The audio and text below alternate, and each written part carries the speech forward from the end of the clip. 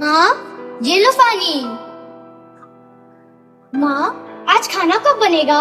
बेटा, आज तो घर में थोड़ा सा भी आटा नहीं है। तो क्या आज हम बिन खाए ही सो जाएंगे माँ? नहीं बेटा, अब मैं तुझे भूखा नहीं सोने दूंगा। लेकिन पापा, आपसे एक और बात कहनी थी। सब बच्चे स्कूल में टिफिन लेकर आते हैं, लेकिन मैं कब तक खाली टिफिन लेकर जाऊंगा पापा? बेटा, मजबूरी पर किसी का बस नहीं चलता। माफ कर दे बेटा मुझे, गरीबी ने मेरा सर झुका दिया है बेटा, सर झुका दिया है। पापा, मुझे खाना नहीं चाहिए, मुझे बस इतना चाहिए कि आप कभी हार नहीं मानिएगा पापा, आप कभी हार नहीं मानिएगा। लेकिन पापा, मैं एक दिन इतना बड़ा आदमी बनूंगा ना कि हमारे घर का चूल्हा कभी ठंडा नहीं रहेगा पापा, कभी ठंडा नहीं रहेगा। पापा जाइए, आप मुंह हाथ धोकर आइए।